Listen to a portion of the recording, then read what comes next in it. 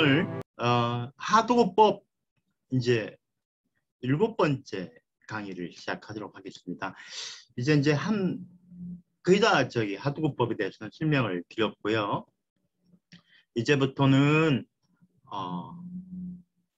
중요하지 않은 건 아니고 하도급법과 연관이 있는 분야에 대한 설명을 좀 드리겠습니다. 하도급과 거의 마찬가지 분야를 규율하는 법이 바로 상생협력법입니다. 한번 생각해 볼까요? 하도급법이라고 하는 거는요, 원래 공정거래법의 불공정거래 행위 중에 거래상 지위 남용에서 나온 법입니다. 이 소위 이제 특수 분야에서의 불공정거래 행위라고 하는 건데요. 특별히 이런 분야는 갑과 을, 그리고 경제적 지위가 다른 갑과 을이 존재하고 불공정한 행위가 많이 벌어지는 영역이기 때문에 이런 분야에 대해서는 특별히 일반법인 공정거래법의 불공정거래 행위 중 거래상 지위 남용이 아니라 개별법을 규율하는 법으로 하고 있는 영역이죠. 예를 들면은 하도급법과 말고 또 뭐가 있을까요? 네, 대리점법 같은 것도 있죠. 또 대규모 유통업법, 또 뭐가 있을까요? 가맹사업법, 이런 것들이 있습니다. 그래서 이제 그런 부분들이고요. 그리고 이제 하도급법이 공정거래위원회에서 이제 담당해서 하고 있지 않습니까? 근데 하도급법은 일반적으로 보호하는 곳이 어디죠?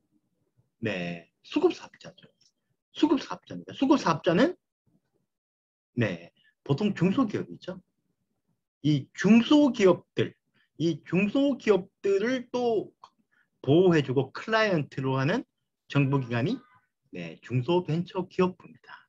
이 중소벤처기업부에서도 이런 거래, 여기는 이제 위수탁 거래라고, 수탁, 위탁 거래, 저는 그냥 위수탁 거래라고 줄여서 부릅니다만 위수탁 거래를 또 규율하고 있습니다.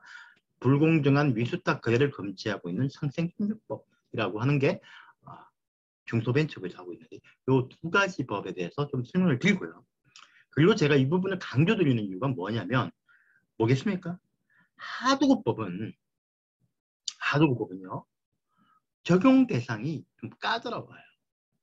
원사업자, 수급사업자 요건에 해당이 돼야 되고 그리고요, 제조 수리위탁, 건설위탁, 용역위탁이라고 하는 그래 유형에 포함이 돼야 됩니다. 상당히 그래도 까다롭게 되어 있기 때문에 여기 해당이 되지 않으면 적용되지 않습니다. 그 난점들 때문에 그런데 위수탁 거래 상생협력법은 이것보다 훨씬 넓어요. 웬만하면 적용됩니다. 심지어는 중소기업과 중소기업 간의 거래도 적용이 되고 오히려 위탁하는 회사가 수탁받아서 일하는 회사보다 작아도 적용됩니다. 이것도 상당히 큰 거죠.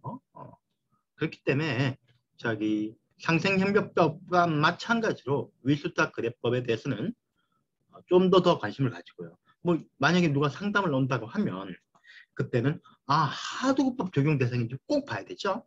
근데 만약에 적용 대상이 아니야. 그럼 어떻게 얘기해야 될까요?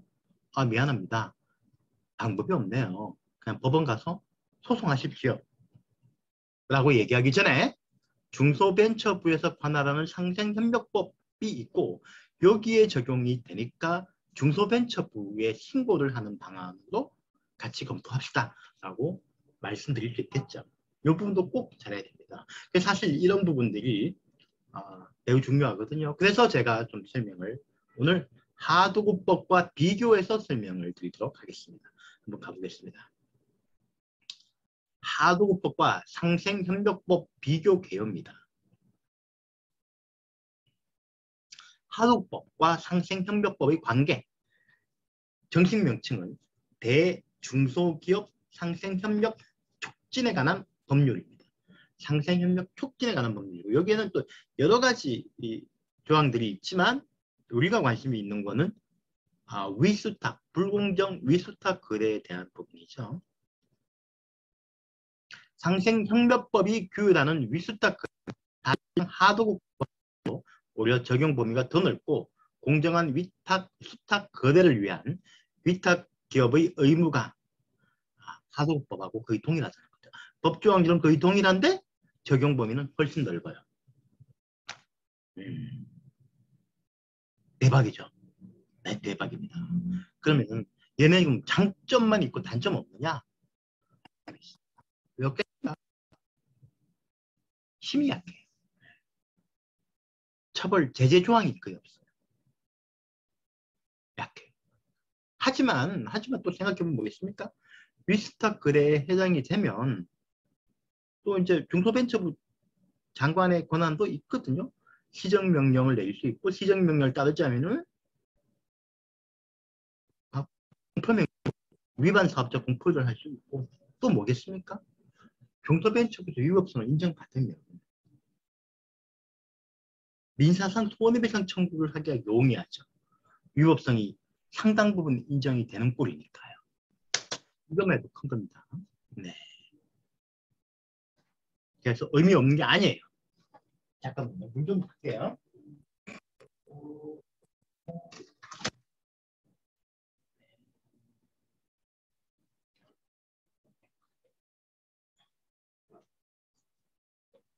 그렇죠? 그리고 어떻게 보면 이제 이런 부분들이 더 중요할 수도 있는 거죠. 이런 부분들이 어떻게 보면 조금 더 중요할 수도 있는 상황이 되겠죠. 그리고 한번 봅시다. 또 다음에서 이제 얘기를 해드리겠지만,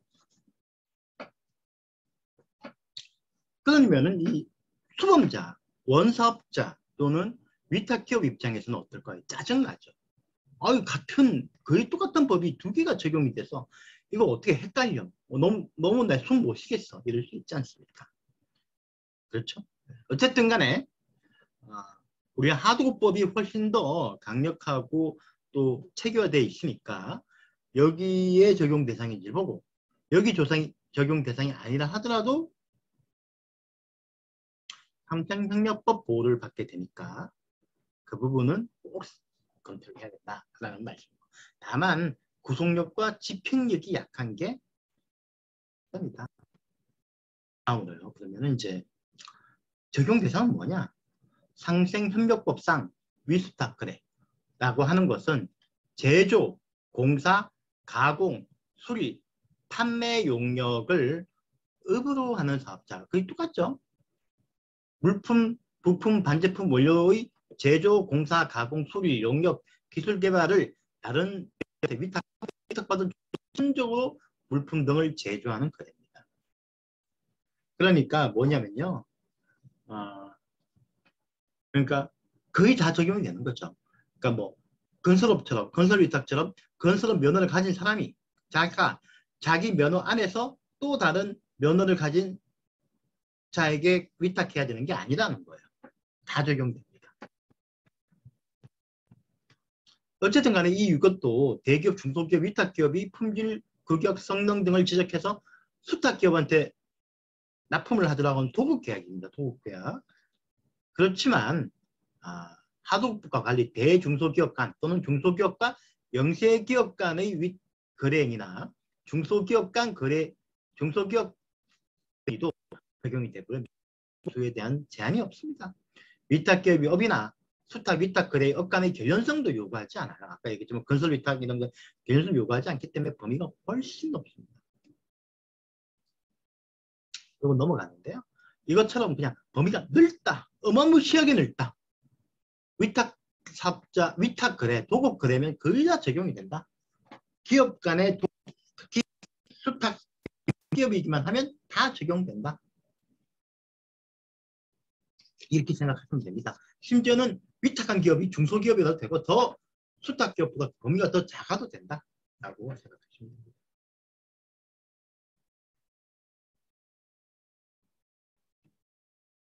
법 적용 대상은 말씀하시는 것처럼 하도급 거래고 중소기업이라 숫자가 더 커야 된다고 했죠.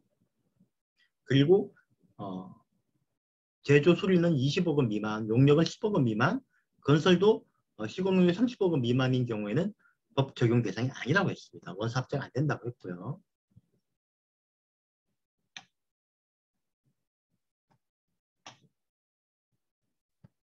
그래도 하도급 거래가 규정이 돼 있다고 했죠. 그런데 위수탁 거래는 그런 거 없습니다. 그냥 적용 대상에는 제한이 없고요. 위탁 거래도 결연성을 요구하지 않기 때문에 그렇습니다. 여기까지 이제 설명드렸으니까 중요한 것들은 무시하게 되는 점이죠. 말씀드리냐면요. 그러면 실제 있는 의무사항들, 실체적인 조항이 얼마나 비슷한지를 좀 설명을 드릴게요. 하도 여기 이제 구분이 쭉 있는데 거의 하도법 마찬가지라고 봅니다. 위탁 기업한테도 교부 의무, 납품대금 지급 의무가 있습니다. 물품 수령일로부터 60일 이내에 납품대금, 여기는 하도급 대금이 아니라 납품대금이라는 명칭을 사용하고, 그 다음에 지급기일 초과 시 15.5% 이자를 내고요. 어음 할인료가 7.5%. 어음 대체수 수료는 이거는 잘못됐습니다. 이거는 이제 은행하고 불가능한 어음 교부를 금지하도록 되어 있고요. 그 다음에 합리적인 검사 의무는 객관적이고 타당한 검사 기준으로 공정 신속 검사를 해야 되고, 검사 결과 불합격 사유는 즉시 서면으로 송부해 줄 의무가 있습니다. 다음으로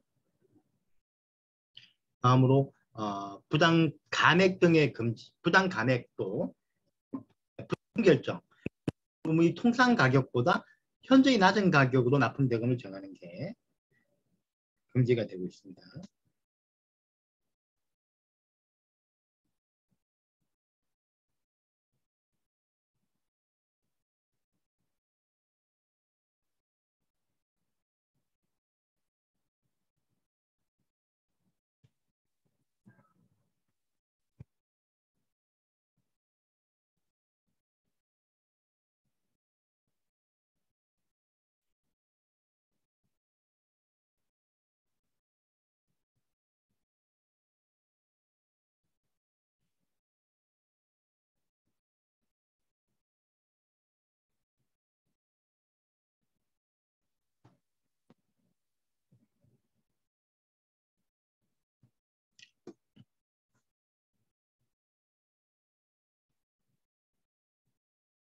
추가 대금 미정액 금지. 발주자로부터 이제 추가 금액을 지급받았음에도 불구하고 납품 대금을 청약하여 지급하지 않는 행위를 얘기하고요. 그다음에 부당 강제 구매 지정하는 강제로 구매하게 하는 행위를 얘기합니다.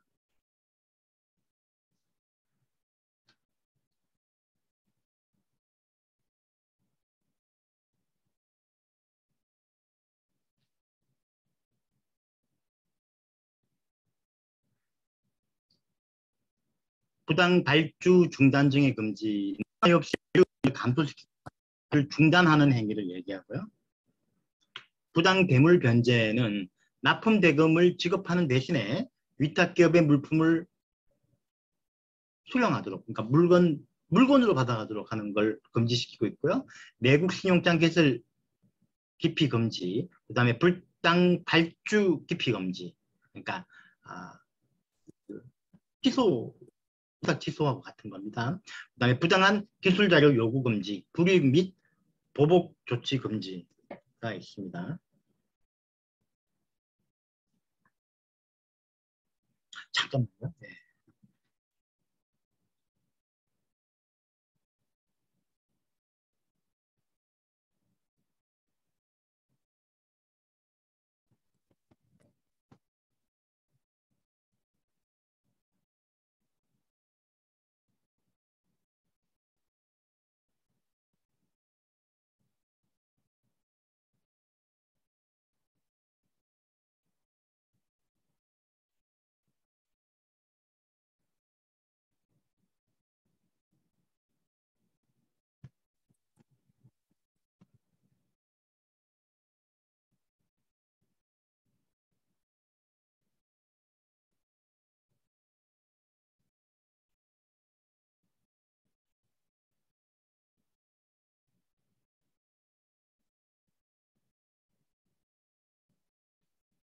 미안합니다. 나는 변호사다. 매우 좀 긴급한 뭐 이렇게 메시지 같은 것들이 올 때가 있습니다. 그래서 그런 부분들 좀 양해를 부탁드리겠습니다. 네, 네 이게 뭐 지금 안 그래도 방금 뭐 이렇게 되게 좀 본인 입장에서 곤란한 일들이 것 같아요. 일단 알겠습니다. 죄송하고요. 강의에 좀 더 집중하도록 하겠습니다. 그렇게 말씀을 드렸죠. 아까 보는 것처럼 이렇게 이거 쭉 보니까 어떻습니까? 이렇게 다 이제 그 상생협력벽에 들어가 있는 조항들인데요. 어떤 느낌입니까? 네, 하도급부가 거의 같다고 보죠. 그럼 제가 하도급부하고 좀 비교를 해봤습니다. 하도급부가 상생협력법을 이렇게 두 개로 나눠가지고 비교를 해봤는데요. 서면교부 서류 보존 의무는 약정서 발급 의무로 거의 같은 게 있고요. 선거급 직업 의무는 별도로 규정되어 있지 않습니다. 그 다음에 내국 신용장 개설 의무가 있고요. 내국 그것도 같은 게 있고 검사 및 검사 결과 통지 의무, 물품 수령증 발부 의무가 또 여기에 있죠. 그 다음에 거의 같은 조항들이 있습니다.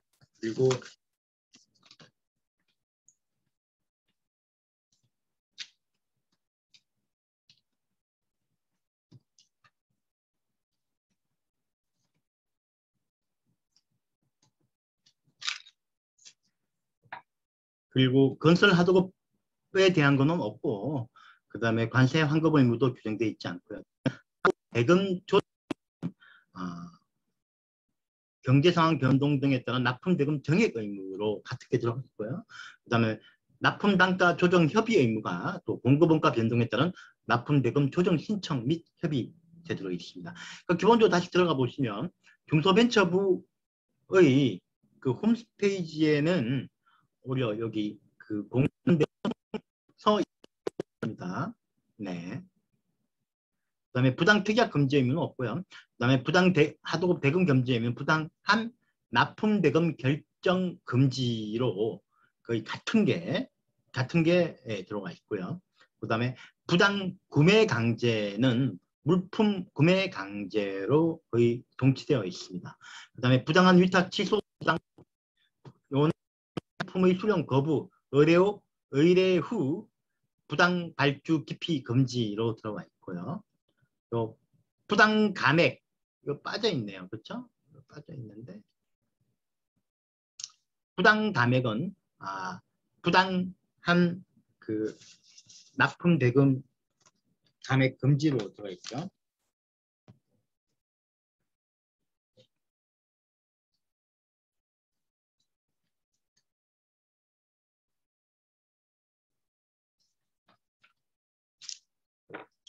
그다음에 부당한 이익 제공 요구 금지 조항도 있습니다.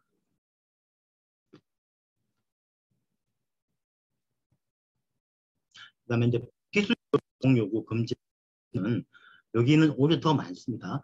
기술 자료 부당 요구 금지 제도가 있고요. 그다음에 기술 자료 임치 요구 불이익 금지가 있고요.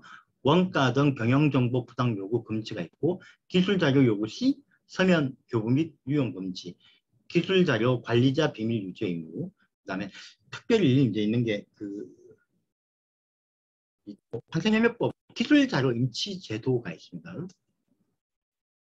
뭐냐면요,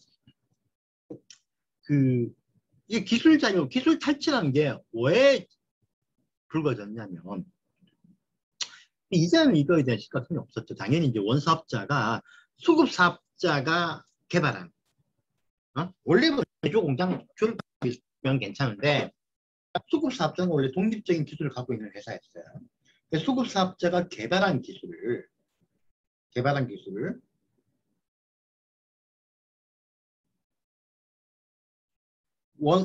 가지고 물건을 원사업자한테 납품을 했습니다. 원사업자는 요걸 이제 본 제품에다가 결합을 긁고 난 다음에 어떻게 하냐면 처음에는 이제 단가 인하 요구를 합니다. 그러니까 이 수급사업자는 거절하죠. 본인들이 정말 고생해서 만든 기술이니까 돈을 제대로 받아야겠다 라고 거절합니다. 그리고 난 발주 물량이 줄다가 끊어져 버려요. 어떻게 된 건가 살펴보니까 다른 수급사업자가 생겼고 똑같은 물건을 공급하고 있는 거예요. 그리고 잠깐만요. 선생님, 네. 좀더 제가 드려도 될까요? 예, 그렇게 하겠습니다. 네. 네. 그러다 보니까 어떻게 되겠습니까? 어떻게 되냐면 퇴직했던 부인이 몸이 아프다고 퇴직했던 기술이사가 이 회사에 가 있네. 어떤 느낌이 들죠? 아, 나한테 기술 쏙 빼가지고 갔구나 라고 의심이 되죠. 네, 원사업자가 기술 자료를 수급사업자한테 넘기고 수급사업자는 또 여기에 기술 인력을 빼와가지고 똑같은 기술을 훔친 거예요. 그래서 소송을 걸면 소송 결과가 어떻겠습니까? 만만치 않습니다. 첫 번째로 제일 난점이 뭐냐면 저 갖고 있는 기술 우리 기술하고 똑같은 걸 입증해야 돼. 이게 쉽지 않습니다. 이게 쉬운 일. 그것 때문에 보통 실패합니다. 기술 자료에 대한 동일성에 대한 입증 책임이 원고한테 있거든요. 그래서 실질적으로 이걸 하려고 그러면 이제 공정거래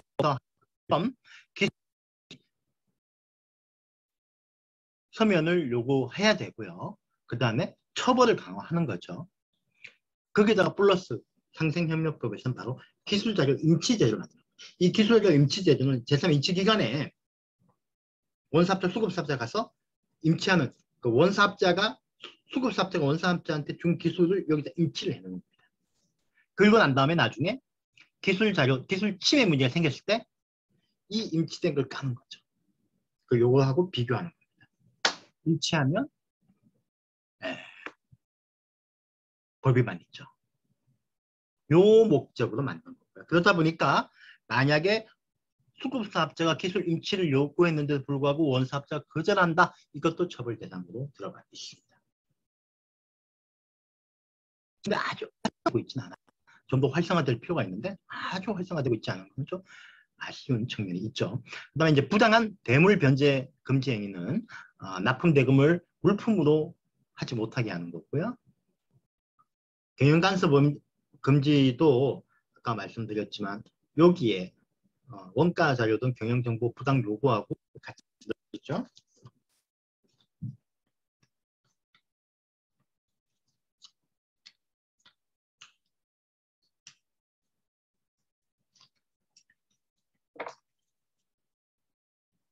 제가 이제 메모한 이유가 뭐냐면요.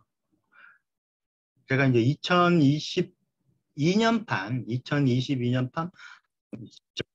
위에 하고 초판을 이제 초호를 출판사에 넘겼습니다. 이제 그리고 난 다음에 하다 보니까 요건 이제 이런 것들이 이제 그 책에 들어가 있는 표 같은 건데 여기 보니까 제가 보니까 좀 빠진 게 있는 거죠. 여기 보면은 여기에 이제 이 상생협력법상에 있는 원가 자료 부당 요구 금지라는 게 기술 자료 요구하고도 그다음에 관련이 있는 거거든요. 왜냐하면 우리 그 하도급법에서 경영 금지, 경영 간섭 금지의 여러 가지 유형 중에 하나가 경영 정보 제공이거든요. 그러니까 여기도 여기에 들어가야 되는 거고, 아까 말씀드린 것처럼 아까도 방금 하도급대금 부당 감액에는 좀 빠져 있잖아요. 이건 감액에 채워져야 됩니다. 보복 금지도 똑같이 돼 있고요. 그다음에 또 웃긴 거는 분소벤처기업부 장관한테 분쟁 조정 신청을 했다는 이유로 보복행위하는 걸 명시적으로 금지하고 있습니다. 그가 이제 제가 개관을 설명을 드렸고요. 그러면은 이제 그 위스탁 거래 심사 지침에 보면 위반 행위가 어떤 거고요. 제가 이걸 지금 설명드리는 이유 중에 하나가 이거 가지고 하도급법하고 같이 리마인드를 시킬 수 있거든요. 그리고 어떻게 보면 하도급 거래 공정화 지침보다 이 위스탁 거래 심사 지침 중소벤처부의 요게 훨씬 조금 더 자세하고 구체적이고 좀 더 공격적이에요. 잘못하면 이거에서는 다른 판단을 할 수도 있겠는데 이 왜 그럴까요? 이 그 심사 지침들은 뭐죠? 해석 지침이잖아요. 해석 지침은 법일까요? 아닐까요? 네, 법이 아닙니다. 우리 행정법 이론들 중에 또 판례 중에 뭐라고 되어 있냐면 우리 법이라고 하는 거는 헌법이 있고요. 법률이 있죠. 법률은 그다음에 이제 그 레이어가 있죠. 하이아르키가 있습니다. 대통령령, 대통령께서 만드시는 거고. 그 다음에는 뭐죠? 뭐 총리령, 부령이 있죠. 그렇죠? 그 다음에 각종 위원회, 공정거래위원회 같은 데서 만드는 고시 등이 있습니다. 요거는 이제 거의 부령하고 같이 취급을 한다는 거예요. 헌법에 이런 데 없지만 그래도 여기까지는 행정입법을 봐주는데 여기서 특히 부령과 그 다음에 위원회의 고시 등에서는 법규가 아닌 것들이 꽤 있습니다. 어떻게 하냐? 법규라고 하는 거는 상위법의 위임을 받아. 위임 조항이 있어야 됩니다. 법에서부터 위임 조항이 내려와. 번째는 범위 내에서 국민의 권리 의무와 잠깐만요. 네, 여보세요? 아, 네. 네, 뭐, 예, 무리를 안 하시네. 제가 좀 바쁜데요. 지금 나중에 통화를 해야 될 것 같고요. 아마 저 은행 때문에 그러시죠? 네, 전화 네,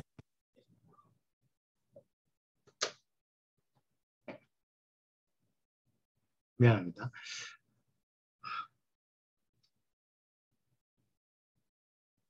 네네, 미안합니다.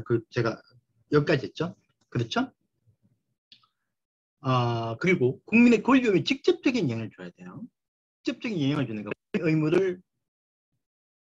권리를 제한하거나 의무를 부과하거나 또는 권리를 창출하는 게 아닌 거. 해석 지침이 그렇잖아요. 그렇죠? 이런 것들은 법규가 아니라고 보고 있어요. 그냥 단순히 그냥 행정 지침, 행정 규칙. 그러니까 이거와 다른 판단을 행정청도 할 수 있고 당연히 법은 할 수 있죠. 다만 이 판단하게 되면 항상 위법한 건 아니지만 우리 행정법에서 배운 조리 중에 하나인 행정의 자기구속의 법리 위반으로 재량의 이탈 남용을 구성할 수 있다가 이제 법원 판례의 실시 내용입니다.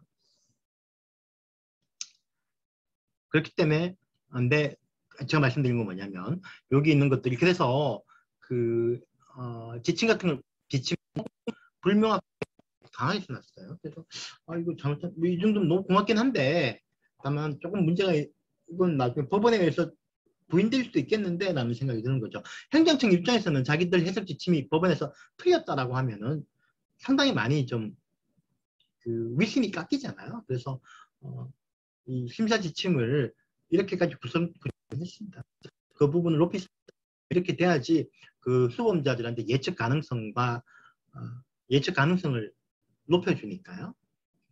자, 약정서와 수령증 발급 의무는 위탁기업이 지체 없이 약정서를 발급할 의무가 있습니다. 그럼 지체 없다는 의미가 뭐냐라고 설명을 해놓은 거죠. 여기서 다 지침에 있는 내용이고요. 위탁기업이 위탁 및 추가 제조 해야 되고 지체 없이라는 뜻은 위탁 업무를 시작하기 전에 발급해야 된다는 의미라는 거죠.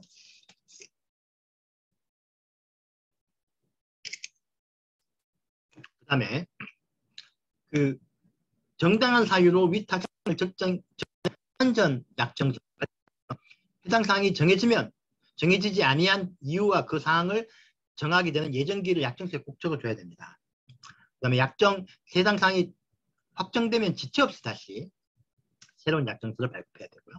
약정서 필수 기재 사항은 위탁의 내용, 납품 대금 금액, 지급 방법, 지급 기일, 검사 방법, 납품 장소 시기 방법, 그 다음에 위탁기업이 수탁기업한테 원자료 등을 제공하는 경우에 원자료의 품명, 수량, 제공일 대가, 지급기일 같은 것을 해야 되고요. 서명과 기명 날인이 있어야 됩니다. 그 다음에 적법한 약정서 발급 기준에 대한 판단 기준은 필수사항을 담은 경우에는 적법한 발급이지만 하나고요. 다만 거래 관계 수량 일부가 누락되어 있으나 수량에 대한 내용을 발주소에 위임하고 건별 발주 시 제공한 물량표 등으로 파악이 되면 합법이다. 그 다음에 기본계약서를 발급하고 팩스, 이메일 등으로 건건이 개별 발주하는 것이 전자문서법에 따른 전자문서 약정서도 적법한 약정서다. 위탁기업이 물품 수령증 발급 의무, 물품 수령증 범위, 거래 명세서, 입고증, 기타 그 명칭을 불문하고 납품하는 서면은 물품 수령증으로 본다. 위탁의 특칙은 등 수령이나 인수가 없는 용역의 경우에 인수증 발급 의무에서 제외한다. 그 다음에 공사 위탁의 경우에 검사가 끝나는 즉시 그 목적물을 인수하여야 한다. 이렇게 되어 있습니다. 납품대금의 지급은 납품대금을 어음으로 지급하거나 지급받은 어음이 불도 처리된 경우에는 납품대금을 지급하지 않은 것으로 없이 기재는 받은 날은 수탁기업부터 물품 등을 수령한 날로 얘기를 보고 있고요. 용역 위탁의 경우에는 수탁기업이 용역의 수행을 마친 날을, 공사 위탁의 경우에는 위탁기업이 수탁기업으로부터 준공 또는 기성 부분 통지를 받고 검사를 완료한 얘기를 얘기하고, 요거 하도급이 다 있는 내용입니다. 그 다음에 납품이 빈번하여 상호 합의한 계산서를 정한 경우에는 세를 물건의 수령일로 보고 있습니다. 이런 조항들이 있고, 이게 아마 하도급법의 그 하도급 그 공정 지침이나 이런 지침들을 보고 만든 거라서 그런지 오히려 좀 더 짜임새가 있습니다. 그래서 하고, 제가 보기에는 하도급법 해석에 있어서는 위수탁법 또 위수 판단에 있어서도 하도급법에 있는 법리나 심사 지침 등을 가지고 와서 참고 자료로 주장할 수 있다고 봅니다. 그 다음에 검사의 합리화는 위탁기업은 검사 결과 불합격한 물품에 대해서는 즉시 문서로 통보해야 되고요.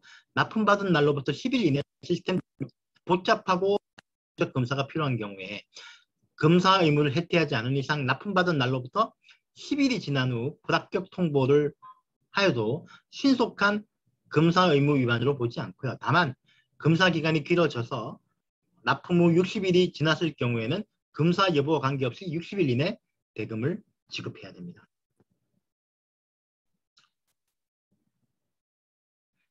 하도급법과 똑같죠?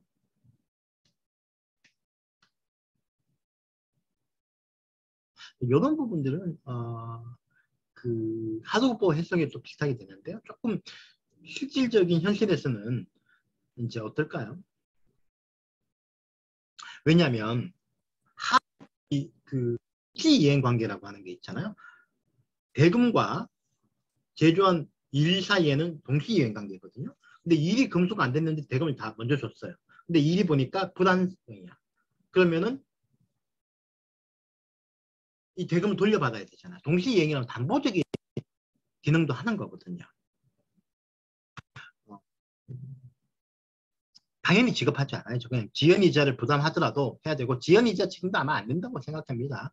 다만 이제 그런 거죠. 대부분은 그냥 핑계로 검사를 더 빨리 할 수 있는데도 불구하고 검사를 지쳐버리거나 이런 경우를 대비해서 이런 조항들이 있는 거다. 조항이 조건에 정할 수 있는 거거든요. 그래서 이거는 도저히 그 60일 이내 못한다. 불가피한 사항이 있으면 그렇게 계약을 하더라도 정당한 거기 때문에 그 경우에는 요 조항이, 요 심사 지침 내용이 적용되지 않겠죠. 그때는 60이 넘더라도 당연히 이제 그 직업 의무가 발생하지 않는 걸로도 아마 규정을 할 수 있다고. 동시 이행과 담보적인 게 있는 거죠. 담보적인 기능이 있거든요. 네가 주면 내가 준다는 거잖아요. 네가 안 주면 나도 안 줘도 되는 거죠. 근데 만약에 저 사람은 안 주는데 내가 먼저 줬다. 근데 저 사람이 안 주면 어떡해? 동시 이행은 그런 담보적인 기능을 하는 건데 의무를 강조하는 거라고 생각해요. 이런 기능까지 이걸로 해칠 수는 없다고 봅니다. 물론 그에 대해서는 원사자나 위탁기업이 좀 더 신중하게 해야겠죠. 미리미리 그런 검사에 그런 많은 것들이 필요하다고 하면은 당연히 해야 되고요. 그 다음에 검사를 하다가 이거 처음에는 그걸 해야겠다 그러면 시간 통지를 하고 미리 연장하는 통지를 보내줘야 되겠죠. 부당한 수령 거부 금지는 물품 등의 수령을 거부한다고 하면 위탁기업이 정해진 납기의 수탁기업의 납품에 대한 수령 또는 인수를 거부하거나 지연하는 행위를 얘기하고요. 여기서 수령이란 위탁기업 이전받아 자신의 지배하를 두는 다만 이전하기 곤란한 물품 등의 경우에는 수탁기업의 납품에 따라 위탁기업이 검사를 시작할 때 수령할 때로 보고 있고요. 인수란 공사 위탁에 있어가지고 위탁기업이 검사를 끝내는 즉시 목적물을 위탁기업이 사실상 지배해 주는 거라고. 인수 수탁기업 입장을 빨리 인도하는 게 중요하다고 볼 수도 있지만 중요한 거는 납품대금이나 하도급 대금을 반드시 바꿔줘야 됩니다. 이부 만약에 하도급 대금이나 납품대금을 받기 어려운 사정이 있다고 한다면 특히 건설 같은 경우에는 어떻게 될까요? 주면 안 돼요. 납품대금이나 하도급이 있다고 하면 유치권 행사가 제일 좋은 방법이에요. 이걸 행사를 하고 돈 안 줘야 돼요. 왜냐하면 법으로 가게 되면 시간이 많이 늦거든요. 그러니까 상대방을 압박을 해야 되니까 압박하는 방법 중에 가장 좋은 게 유치권 행사죠. 왜냐하면 받아가지고 납품인데 그러면 이 요구 조건을 들어줘야 될 수밖에 없잖아요. 특히 추가 공사 대금이 확정이 안 됐다든가 공사 대금이 확정이 안 돼가지고 내가 저 사람한테 뭔가 얻어야 된다든가 이럴 때는 반드시 이런 부분까지 검토해야 됩니다.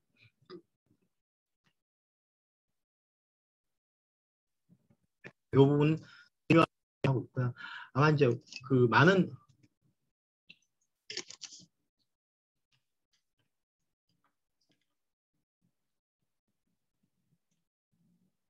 납품 대금을 깎는 행위 금지가 있습니다. 납품 대금을 깎는 행위의 위법성은 수탁 기업이 책임질 사유가 있는지를 가지고 기업 측의 원재나 생산성 향상 등을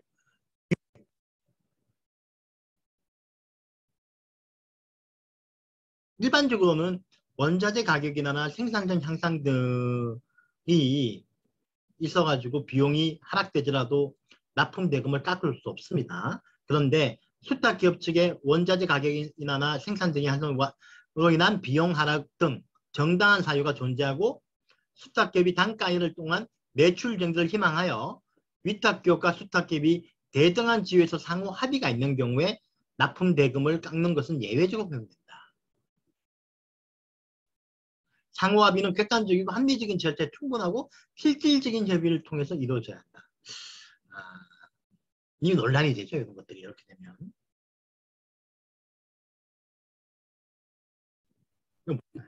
첫 계속적 계약에서요. 예를 들면 2021년 계약이 만료되고 2022년에 새로운 계약을 할 때 단가를 낮추는 경우는 이거가 그거는 이제 하도급 대금, 납품 대금 결정의 문제고요.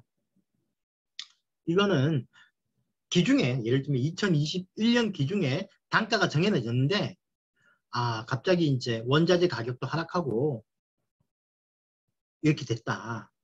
그래서 좀 납품 대금도 깎아야 되는 거 아니냐? 원칙적으로는 깎을 수 없다. 다만 수정한 깎아서 적용할 수 있다라는 건데 수탁기업한테 이익이 있어야 돼. 단가 인하를 위해서 매출 증대가 예를 들면 단가 인하를 안 해주면 이 원사업자가 다른 곳에서 위탁해서 받아올 수가 있으니까 한다는 얘기 같아요. 그러니까 예를 들면은 그러면 이런 경우에는 수탁기업의 이익이 어떤 경우 있을까요? 예를 들면 그럼 아닌 경우 예를 들면 이미 납품한 물량까지도 소급해서 적용한다. 결제가 아직 안 된 부분에 소급해서 적용한다. 이거는 뭐 그럴 수 있지만 수탁기업이 이미 공급한 부분에 대해서 소급해서 적용하는 거는 수탁기업이 얻는 게 없잖아요. 이런 것들은 이런 것까지도 적용하는 부분은 안 보고 납품 대금 감액으로 봐야 되겠죠. 두 번째로요. 두 번째 또 뭐가 있을까요?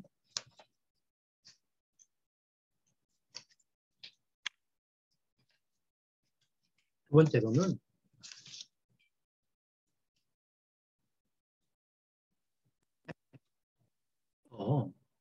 이 1년 계약에 최소 납품 물량이 정해져 있어요. 최소 구매 물량이 정해져 있어요. 그리고 그 구매 물량에서 크게 늘지도 않는데 확 단가를 깎는다? 이건 수급사업자 입장에서 받아들일 이유가 없잖아요. 그렇죠? 물론 뭐 계속적인 관계를 유지하기 위한 거라고 하지만 그것도 거래상 지위 남용으로 보거든요. 그런 것들은 수급사업자 했을 때 오히려 이익이 있어야 돼요. 상호 윈윈하는, 그러니까 요 조항은 정당한 사유로 깎았다고 하는 점에 대해서 상호 윈윈하는, 서로 간의 이익이 더 높아지는 소위 경제학적으로 파레토 협상이 이루어졌다는 게 입증돼야 된다는 거죠. 원사업자도 깎았기 때문에 실질적으로는 또 넣어야 돼요. 만약에 그렇지 않으면은 정당한 대금 인상 감액으로 보지 않겠다라고 하는 게 요 조항에, 요거 해석할 때 한계라고 보는, 요 조항 자체가 그런 의미라고 보는 거죠. 요 그리고 수탁계비 단가 인하를 위한 매출을 희망하며 상호 합의가 있었을 때 납품료를 깎는 예외적 허용된다. 인정한 한 그렇죠?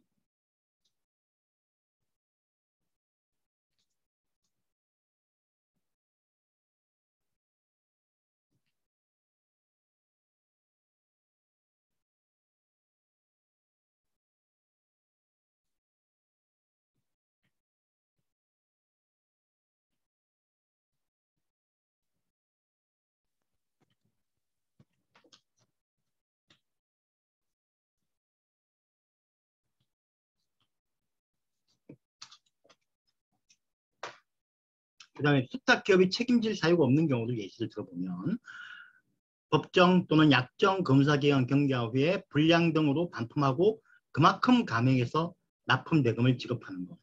자, 검사기간 이후에 반품한다고 했죠. 근데 그 기존 대금에 깎아주는 거.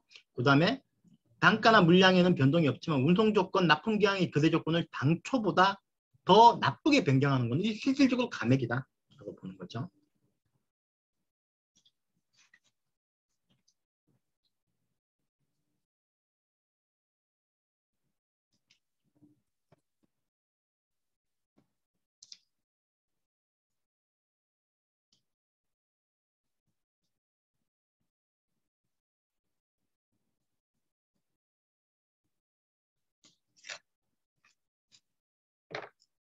그 다음에 이중 발주권에서 넓게 발견된 물량에 대해서는 귀책사에는 불량으로는 손실액이 확정되지 않던 상황에서 이로 공제하는 것도 마찬가지입니다. 그 다음에 수탁기업이 책임질 사유는 뭐냐면 수탁기업이 계약과 다른 물건을 만들어서 내거나 하자가 있는 경우, 다만 이 경우도 그 하자 보상비만큼만 깎아야 돼요. 그 다음에 수탁기업의 경영상 어려움 등의 이유로 또는 뭐 다른 사유로 계약을 지체가 있다든가 지체 책임을 물어가지고 대금이 깎이는 경우 이런 거죠. 그 다음에 단가 결정이 중요한 기준이 되는 원가 공급 원가와 관련해서 수탁기업이 처음부터 자료를 허위로 내서 사기친 경우.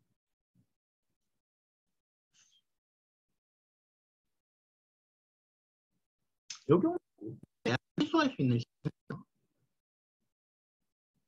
그 다음에 그걸 사기죠. 그리고 그 수탁기업이 약정된 납품기를 지키지 못해서 지체 상금만큼 깎이는 경우 이런 것들도 포함이 되고요.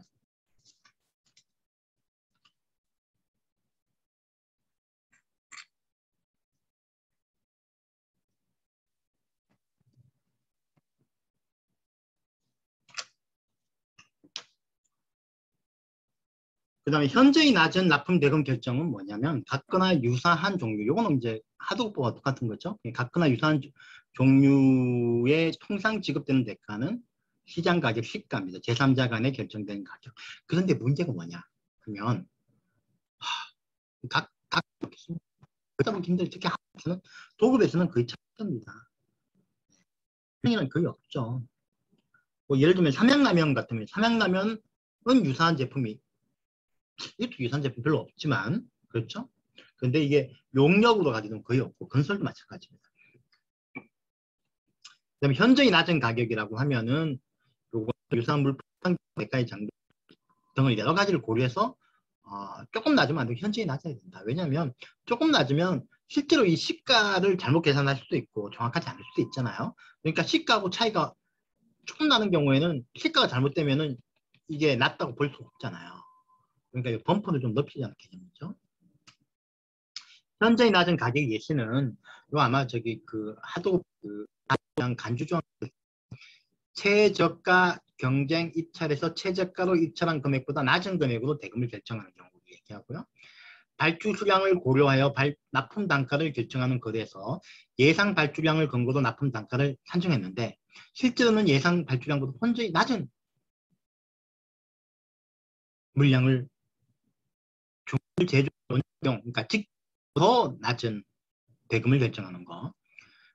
근데 요거 3번 같은 경우에는 이제 우리 하도급법에서는 뭐죠? 하도급법에서는 원사업자가 발주자하고의 계약에서 직접 원가보다 더 낮은 직접 하도급 대금으로 결정하는 거죠. 근데 사실 직접 원가 이 부분들은 다 같진 않겠지만 거의 같은 경우에 차이가 좀 있고 원청의 인건비는 훨씬 비싸니까 직접 어쨌든 그런 개념입니다. 근데 요거는 지금 보면 아예 발주자하고 원사업자의 그 계약에 따른 직접 원가가 아니고요. 여기 이제 원사업자하고 수급사업자의 계약의 직접 원가입니다. 그러니까 수급사업자 보는 거죠. 수탁기업한테 위탁 당시 약정하지 않았던 업무까지도 위탁하면서 대금 안 주는 거. 요거는 뭐 이게 몇 가지가 있는데 왜냐면 그 추가 위탁에 대한 대금을 안 주는 거는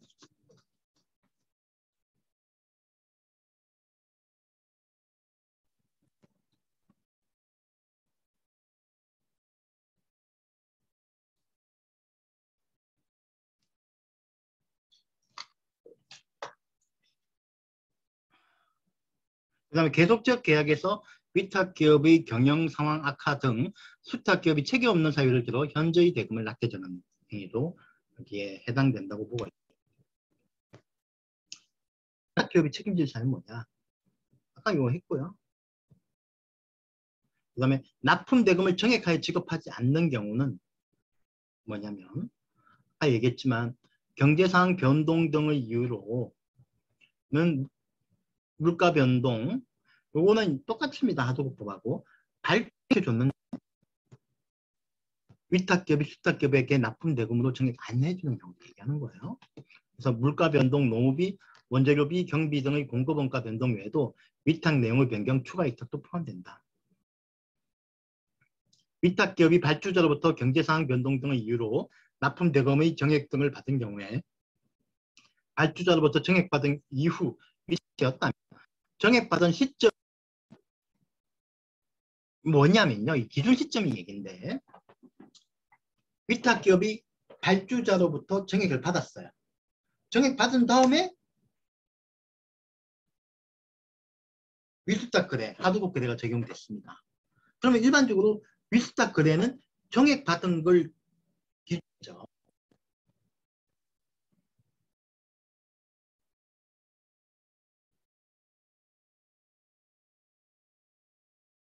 그리고 이 부분에 대해서는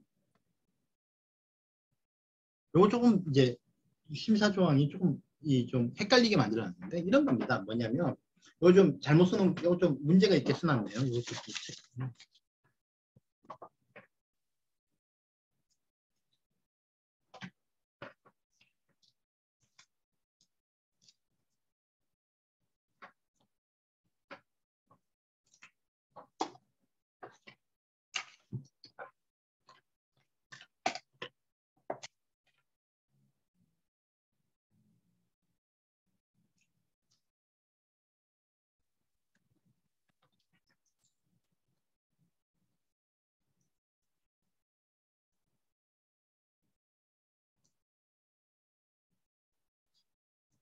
이 정액 시점 이후의 계약이라면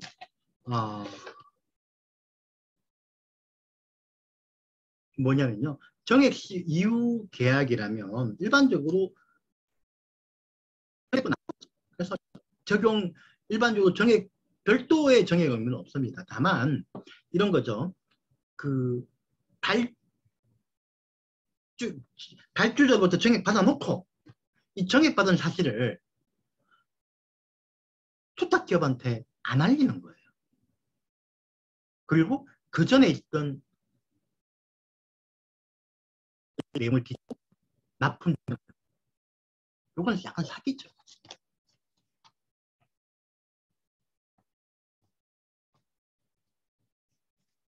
이 부분은 조금 좀 틀린 것 같아요.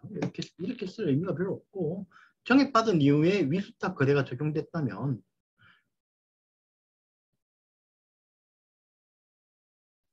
받은 그 값으로 위수탁 거래가 적용된 거니까 별도로 정액시켜줄 의미는 없는데, 다만 원사업자가 이 정보를 숨겼어. 사기쳤어. 그러니까 그 전에 정액되지 않은 원도급 계약을 보여주면서 그래서 우리 납품 계약은 이렇게 해야겠다.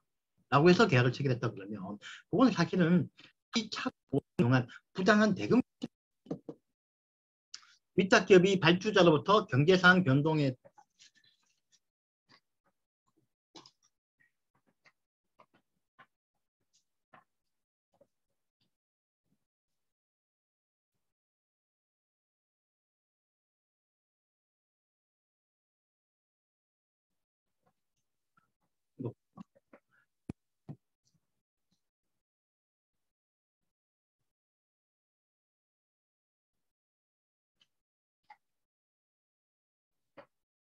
위탁기업이 발주자로부터 경제사항 변동 등의 이유로 추가 금액을 지급받고도 위탁 약정을 이루 정액해주지 않는 경우 그 다음에 경제사항 기준 시점 2에 대해서는 정액 대상으로 제외할 수 있다.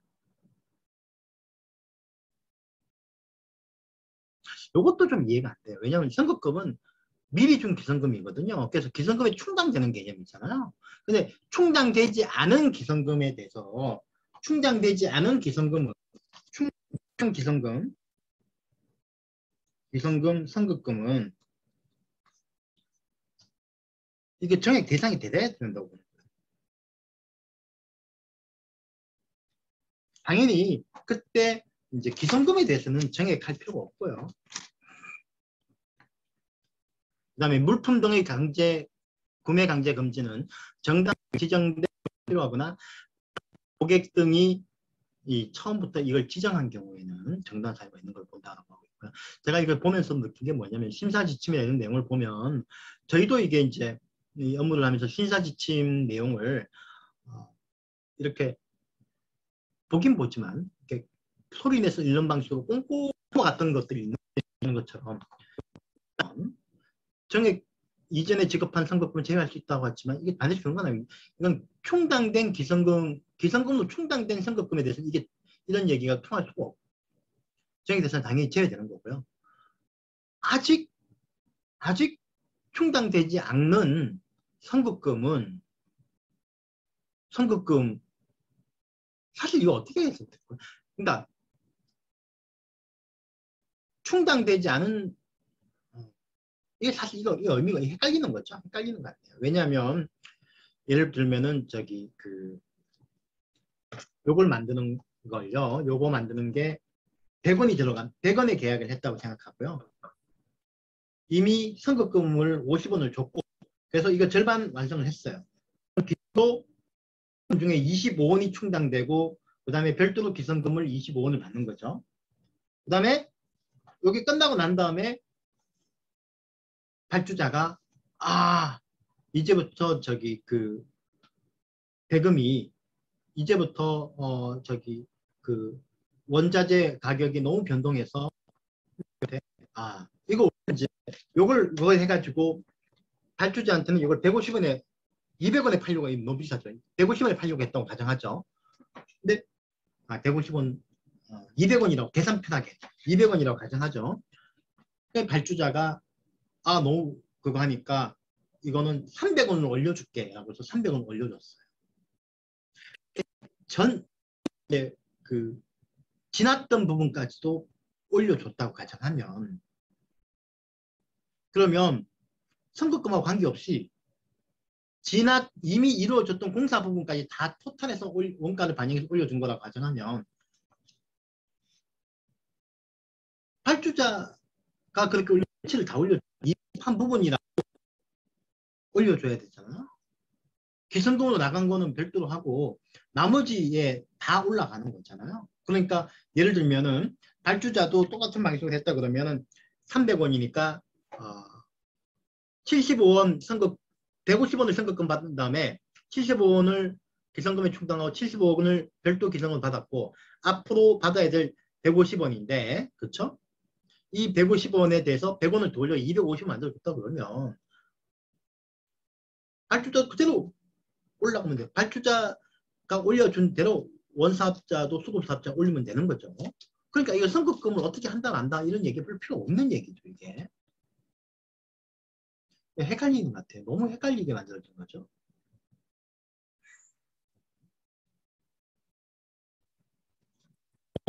제가 한번 이번 교과서 개정하면서 한 번 더 읽어보고 좀 더 저도 반영을 해야 될 것 같아요. 그 다음에 부당한 발주 취소 또는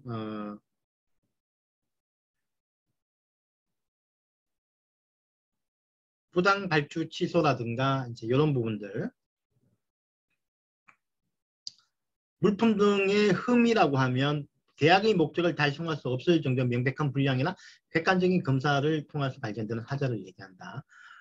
부당한 발주 감소라든가 중단 금지. 통상 발주하는 수량의 판단. 요거는 사실은 그 발주해놓고 수급사업자한테 책임질 사유가 없음에도 불구하고 평소에 발주하는 것, 통상 발주하는 것보다 적게 발주하는 것도 법위반으로 삼겠다는 거거든요. 요거는 사실은 그 하도급법에는 없는 내용이에요. 하도급법에는 예를 들면 보통 이러잖아요. 그 계속 수량을 안 써놓고 예정 수량이라고 만약 예정 발주 수량이 만 개예요. 그럼 예정 발주 수량을 못 채우면 하도급 위반이 그렇지 않습니다. 예정 발주 수량보다 절반밖에 안 하면은 별 이유 없이 절반밖에 안 하고 다른 데서 구매했다고 해서 하도급 위반이라고 보기 좀 어려워요. 근데 여기서는 적게 발주하고 사업자의 기책 사유 그러니까 위탁 기업의 수료량은 그대로인데 발주량을 줄였다. 그래서 딴 데서 발주했다. 이런 것도 법 위반으로 보겠다는 게 지금 이거거든요. 이거는 하도급법에 없는 내용입니다.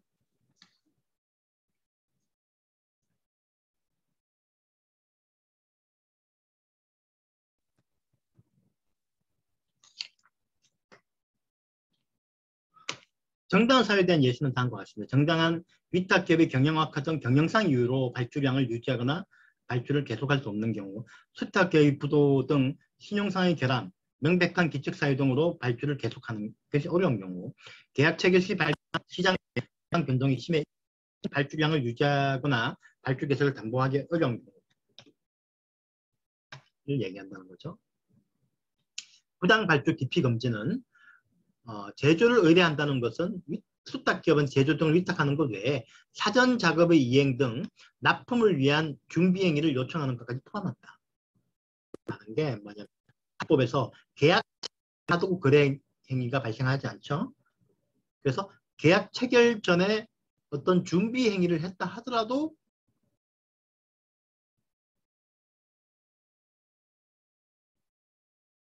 이 경우에는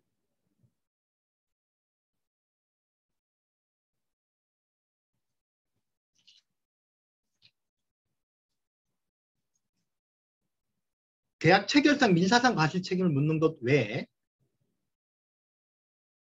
하도급법상 책임을 묻기는 어렵다라고 설명을 드렸잖아요. 근데 이 보세요.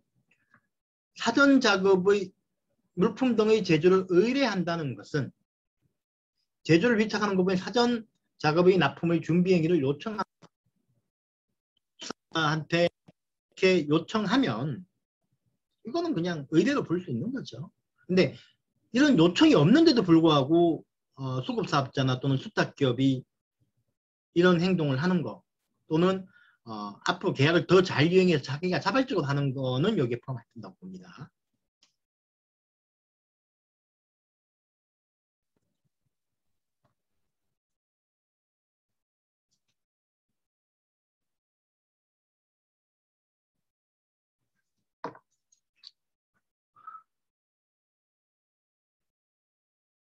기피하는 행위란 제조된 물품 등에 대한 발주 의사를 표시하지 않는 것, 발주를 지연하는 사유에 해당되는 행위 위탁을 이상의 문제가 발견되어 정상적인 납품이 어렵다고 판단되는 객관적인 사정이 존재해야 되고요. 제조된 물품 등이 시운전이나 견본검사에 불합격 판정을 받았고 보완 요청을 해도 계속적으로 불합격하거나 역량 부족으로 보완 가능성이 없는 경우, 그래서 납기 내 납품이 불가능한 경우에는 이건 그냥 보복 조치 금지는 하는 행동도 포함되고요. 그 외 하도법 상생조정협력법상 대금 조정 신청 또는 관계기관의 조사에 협조하는 행위도 포함되고, 불이익을 주는 거라고 하는 거는 발주량을 감소시키거나 발주 중단을 시키거나 수주 기회를 거래 조건을 적용하는 모든 행위를 말한다 라고 하고 있지만, 사실 이거 입증되기 어려워요. 특히 발주를 중단하거나 수주 기회를 제한하는 것에 대해서 입증이 어렵습니다. 특히 뭐 수주 기회를 제한한다는 게 예를 들면 수주를 하면 제한할 기회를 안 줬다. 이게 수주 기회 제한이죠. 근데 이게 입증이 과연 가능할까? 모르겠어요. 근데 다만 그런 거 있습니다. 뭐냐면 진보적으로 간다면, 아주 프로그레시브하게 간다고, 공격적으로, 그러니까 우리 사법부가 보다 더 약적인 태도를 유지해서 사법 판단을 한다면 달라질 수 있습니다. 근데 과연 그게 가능하냐? 미국에서는 가능하죠. 그 affirmative judgment라고 하는 거죠. 뭐냐면 보세요. 미국에서 차별 금지가 있죠.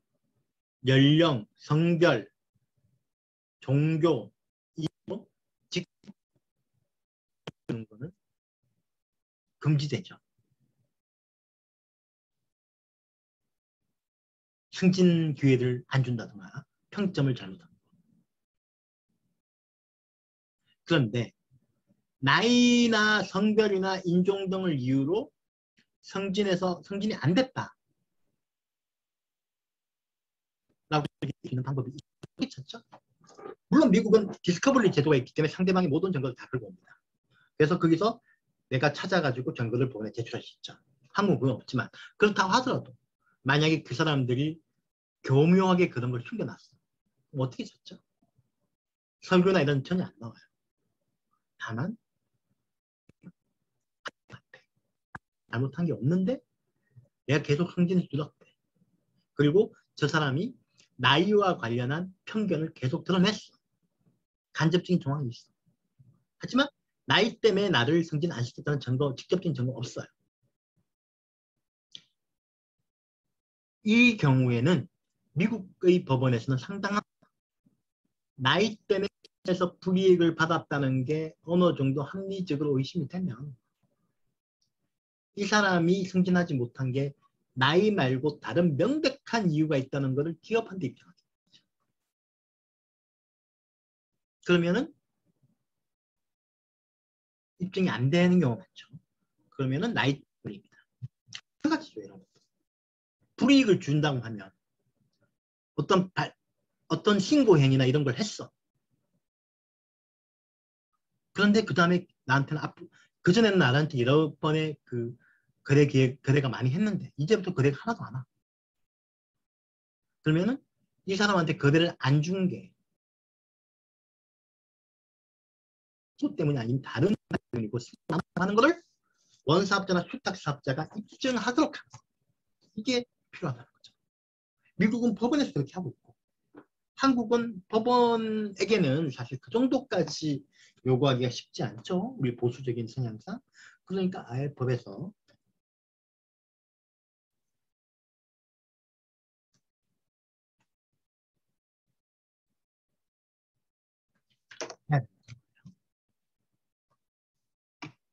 그럼 보통 어떤 결과가 생겨? 미국도 마찬가지지만. 그래서 오히려 그런 민감한 사회적인 소수자는 오히려 일반적인 성취는 다 되는 경우가 있습니다. 오히려 안 살리고요. 수탁 기업은 위탁 기업이 있는지 여부는 이런 사정 등을 가지고 결정과 불이익의 안의 시간 간격 이런 거 네, 중요한데 제가 보기에는 아예 이제 법에서 이런 그 상당성에 대한 인과관계는 이런 것도 좀 필요할 것 같아요. 다음 중소벤처부 법 위반의 행위가 있으면 어떻게 해야 되느냐. 신고할 수도 있고요. 다만 이제 신고 수급사업자가 신고하는 거하고 신고해서 이루어지는 거하고요. 좀 다르게 보고 있는데 중소벤처부 장관 의무를 위반하는 경우에 또는 하도급법 위반에 인정되는 경우는 어쨌든 간에 공정거래위원회 필요한 조치를 요구할 수 있습니다. 그러면 공정거래위원장은 우선적으로 검토해서 6개월 이내에 필요한 조치를 취하고 중소벤처부 장관한테 통보할 수 있고요. 뭐 이런 요건 공정거래위원회에다가 조치 요구를 할 수 있는 건 아니고 그 말고 직접 조사권도 있습니다. 주기적으로 개선을 요구하고 요구에 응하지 않으면 공포할 수 있다. 개선 조사 및 개선 요구 건이고요. 다만 이거 관련해서 중소벤처부는 요 조항이 뭐 주기적으로 조사하는 거를 신고를 하더라도 조사할 수 있습니다. 신고에 따른 조사도 포함된다고 보고 있고요. 다만 중기업 이상의 중에 중기업이 있고 소기업이 있는데 소기업의 위탁기업에는 요거는 적용 안 되고 다만 뒤에 있는 위수탁 거래 조정은 할 수 있다고 보고 있습니다. 위탁기업과 수탁기업 중소기업 협동조합 간의 분쟁이 생겼을 때 위탁기업, 수탁기업 또는 중소기업 협동조합 조정을 요구하면 조정 아닌 자하고 조정 안 받으면 그만이어야 되잖아요. 근데 요거는 좀 다릅니다. 중소벤처부 장관은 조정을 받으면 시정을 권고하거나 명령할 수 있고 이를 따르지 않은 경우에는 공표할 수 있어요. 불이익을 줄 수 있어요. 공표 불이익을 줄 수 있습니다. 물론 처벌은 안 되고요. 그래서 특히 대기업 같은 경우에는 상당한 영향력이 있고요. 중소기업이라도 공표를 받고 난 다음에는 물론 마음의 심적인 것도 많고 이걸 법원 가서 손해배상의 원인으로 삼으면 되겠죠. 그 다음에 공정거래위원장한테 조치를 요구할 수 있습니다. 위탁기업이 소기업인 경우에도 그렇게 된다는 거고요. 중기업 이상인 경우에는 아예 조사를 할 수 있고 그렇지 않은 경우에는 조정 신청을 할 수 있고요. 그 다음에 중소벤처부 장관은 벌점을 부과할 수 있고 이에 따라 입찰 참가 자격 제한 요청을 할 수 있습니다. 처벌은요. 공포명령을 위반하게 되면 형사처벌이 가능하고 과징금도 가능하고요. 시정명령 불이행, 기술탈취 처벌 중에 별도 조항이 없습니다. 형사처벌은 시정명령이나 공포명령을 위반하게 되면 형사처벌이 징역 또는 5천만 원 이하의 벌금에 처하게 돼 있고요. 그 다음에 기술 자격을 절취하여 입수하거나 임치 등록한 경우에는 5년 이하의 등 부정 임치만 처벌하는 거죠. 그 다음에 재산상 이득의 2배에서 10배 이하 상당하는 벌금을 물게 돼 있고요. 손해배상도 인정이 되지만 다만 징벌적 손해배상은 보복행위의 경우만 인정됩니다.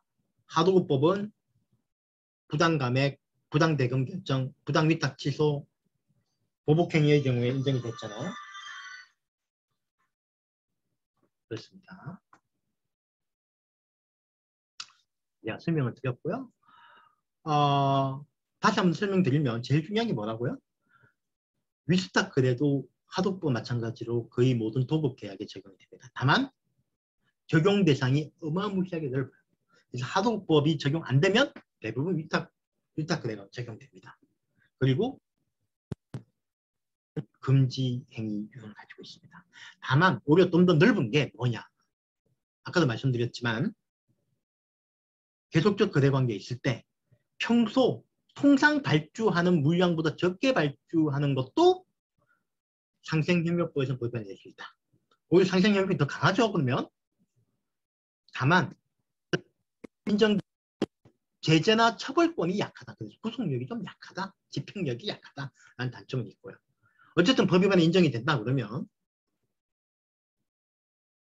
위반 사업자의 위탁 기업이 중기업 이상이면 중소벤처부 장관한테 신고해서 조사하도록 할 수 있고요. 조사하더라도 위반이 인정될 과징금은 없습니다. 그러면 시정명령을 할 수 있다. 시정명령을 합니다.